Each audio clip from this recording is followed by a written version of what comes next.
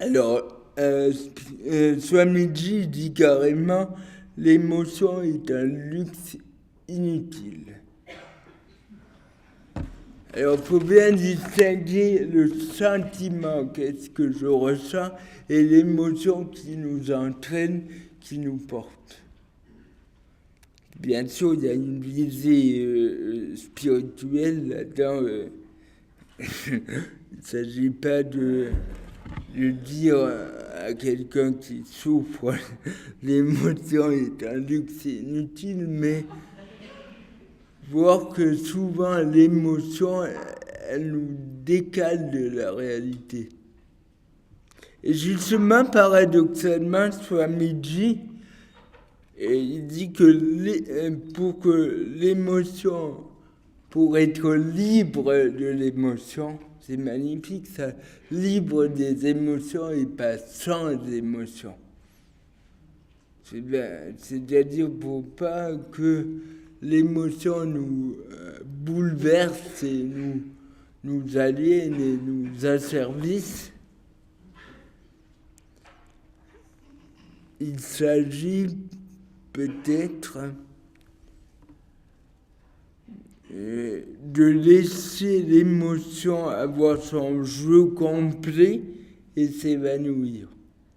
C'est-à-dire peut-être que la répression de l'émotion ne mène à rien. Il s'agit au contraire de la vivre pleinement. Ça, dans la tradition hindoue, c'est l'expérience du boga, c'est-à-dire vivre les choses à fond. Colère comme tristesse, comme joie. Quand on va au restaurant et qu'on doit payer cher une fois par, je sais pas, chaque 6 mois, ben on ne vit pas à fond si on a les yeux rivés sur la facture. Et de nouveau, il y a les commentaires intérieurs, le mental, qui est ce commentaire intérieur qui est une tragédie, qui nous arrache du moment présent.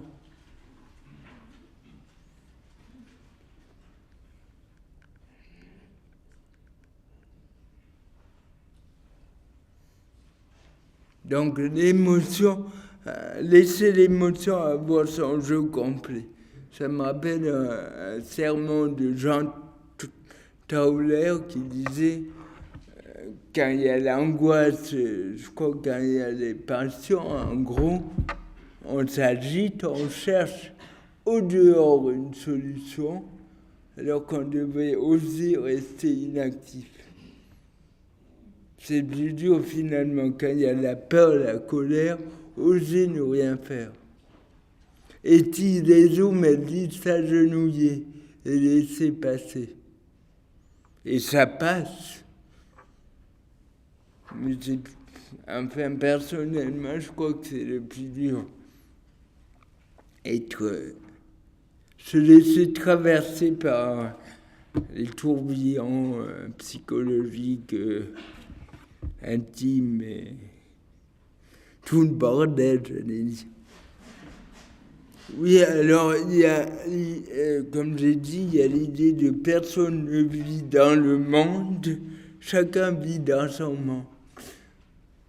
J'étais frappé ce matin, on était tous à prendre mon train. Putain, il y a 300 personnes dans le train, et c'est mon train. Ma femme, mes enfants, je prends mon temps, ma douche, mon repas. C'est toujours lié à moi. Et ce faisant, c'est une grande souffrance. Parce qu'on se coupe du monde. Alors, si on passe pour un malade, si on dit je vais prendre notre train, mais c'est peut-être déjà un élargissement, et pourquoi pas. Et comment on se coupe du réel. C'était frappant ce matin, tout le monde court, enfin beaucoup de personnes courent, et tac, la journée s'enchaîne. Et il y a peut-être moins qu'avant la contemplation.